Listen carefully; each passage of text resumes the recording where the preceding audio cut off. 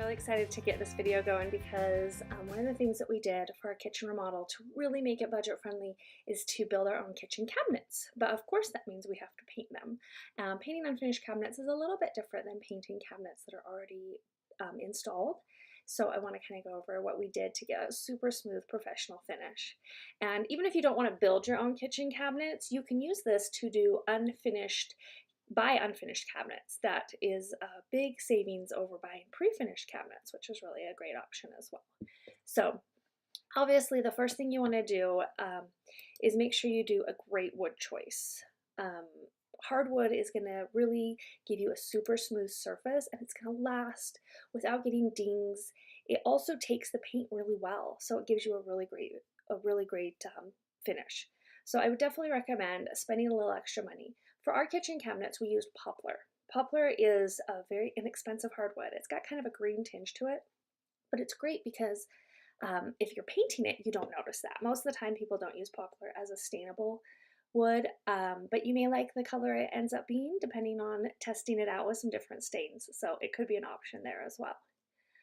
After you get your cabinets, the first thing you want to do is make sure that they're super smooth and ready for paint. If you buy pre-finished, they'll usually come pre-sanded. Of course, for us, we had to do all the sanding ourselves. So sand it down to a super smooth surface. The last sanding should be a 220 grit sandpaper. That is an ultra fine. It's going to give you a really soft surface. You'll notice when you touch it that it just feels super, super smooth, like glass almost. And that is really important. As much as I hate sanding a lot, my husband usually does it for me, but I made sure to take the extra time to do a really, really smooth sanding on all of the cabinets. Also, you'll notice as you're seeing this video that the only thing I'm doing is I'm just doing our face frames. Now, we build our cabinet boxes out of pre-finished plywood. So it already has a very smooth surface and protective surface on both sides of the plywood, which makes it great because I don't have to finish the inside of all those boxes, which would be a huge time consuming project. So all I have to worry about is the face frames, and then we attach those, and the inside of the cabinets are a really pretty maple color and the outside is all the fun color that we choose. So once you get your boxes sanded, or your face frames, you want to dust off all the excess dust, and or you can use a vacuum. I use a dust. Then you use a tack cloth. The tack cloth, it's really inexpensive. You usually get them for about 99 cents a piece. I love them. They're really going to pick up all the rest of that dust. Very important to get all the dust off as much as possible. We don't live in a dust-free world. And then of course you're going to paint them and there's dust in the air. But try to get it as clean as possible because any of those particles will be in the paint that you put on the surface, and you'll have a little bit of that bumping on the surface. But we'll fix that also. So then you're going to start painting. Now I used a HomeRight Super Finish Max sprayer to do this. I love the Super Finish Max sprayer. This is the first time I've actually used the Super Finish Max.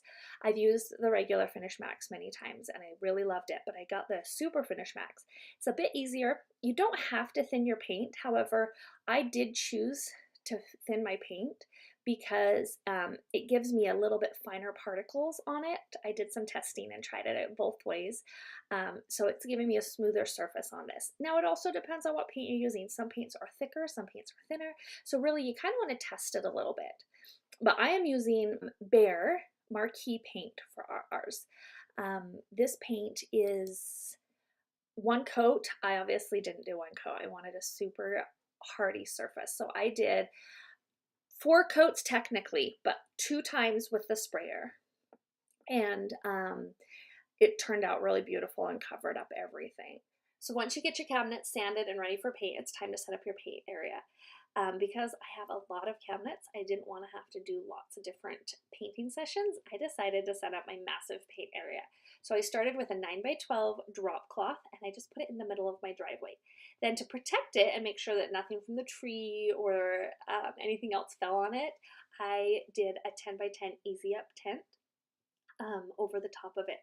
And these have side panels, so I was able to add side panels where I needed them to protect anything from breezes or anything like that. If it's a super sunny, not windy day, you don't have to worry about side panels. Then it was time to prepare the paint.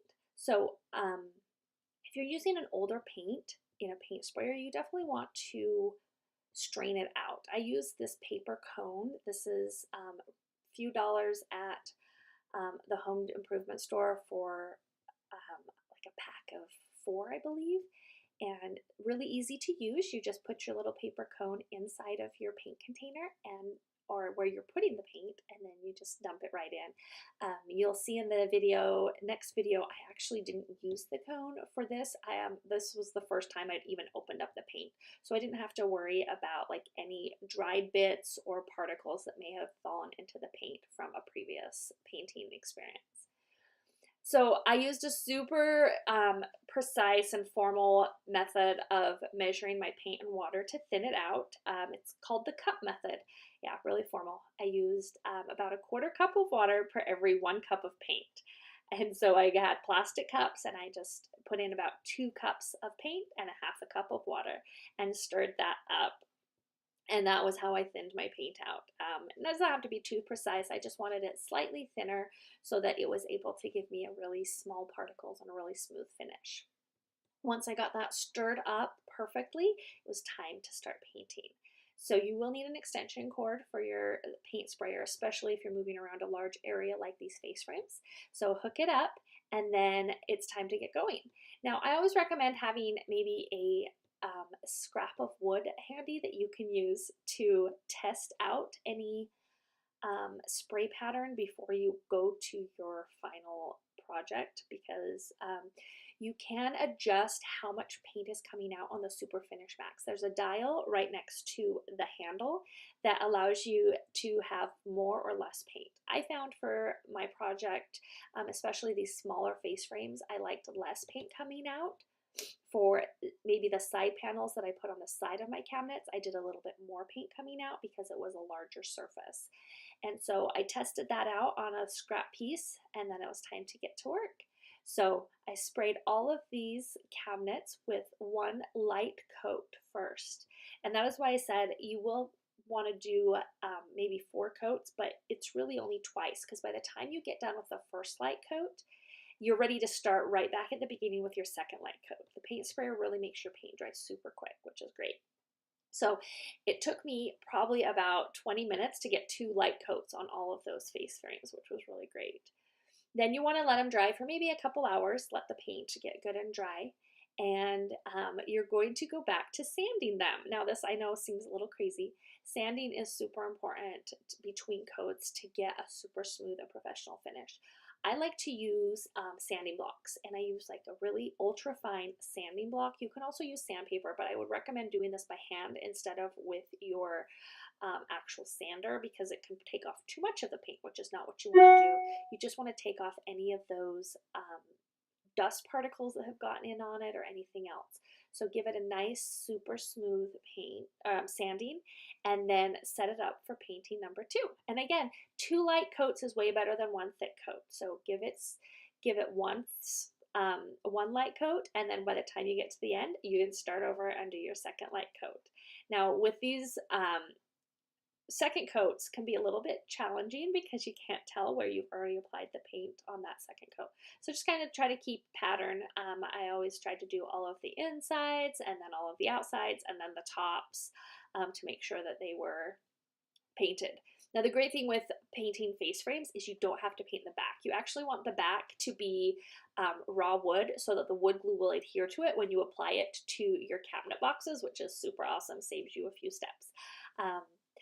And also with the face frames, I chose not to apply a protective finish before I installed them. I knew there would be nail holes and things like that that I needed to fill, and some touch-up paint from the install process, and I wanted to do the protective finish at the very end. Now, most people think a protective finish over paint, what's the importance of that? Well, it's just going to create almost like a glass-like finish over the top of your paint, and it dries really hard. And it protects your paint from getting nicks and stuff like that in it. So I really like doing a protective finish, especially on a kitchen. You're going to get a lot of wear and tear on a kitchen. So that protective finish will just protect your paint. Also makes it easier to clean up. So because I painted my kitchen cabinets, I'm using a polyacrylic coating. The great thing about the polyacrylic is it doesn't yellow at all over time, where a polyurethane will yellow, and especially over these white painted face frames, I do not want any yellowing to show through over the years. Um, After I got all of the face frames done, it was time to install them and then come back to painting doors, which is really fun. The doors, you can turn up your dial a little bit more, get a little more paint coming through. And the sprayer is really great though, because it really helps to get in and around all of those panels, especially if you maybe have a raised panel door. It's can be a huge pain to get into all of those nooks and crannies. So that's why the paint sprayer is super great. Then it was time to add a protective coating. Now for the doors, I wanted to add the protective coating with the sprayer, which is going to save me a lot more time than, say, the face frames, which were really easy to apply that protective coating by hand. 2 coats of polyacrylic, and you want to use definitely a finer nozzle and a finer paint spray pattern for the polyacrylic coating so that you get a super even surface of that. Also, I would recommend waiting a few days between painting and applying a polyacrylic coating, especially if you live in an environment where it's warm, humid. We have very dry weather here, so really a day or two is usually good. But if your paint is not cured and it's still a little soft, then after you apply that protective finish, it will not cure anymore. So you definitely want to give that time to get super hard and ready to go. And yeah, so this is our kitchen now. I cannot believe the difference it has made. And I'll tell you, we've done this entire kitchen remodel on a budget. Most kitchens usually cost about $3,500 to $55,000 for a kitchen remodel, like what we've done here. And building our own kitchen cabinets and doing a lot of the work ourselves has saved us such a huge amount, because our kitchen remodel is coming in under $10,000 for the entire thing. And we gutted it down to the studs, removed a drop ceiling, redid electrical. We did not move appliances, so plumbing stayed where it was, which did definitely help save some money. But we added all new tall kitchen cabinets that are absolutely gorgeous and painted beautifully. So I hope this was helpful. Of course, come over to visit me at housefullofhandmade.com to see the complete kitchen remodel, and also any of our other really great room remodels. And have a great day.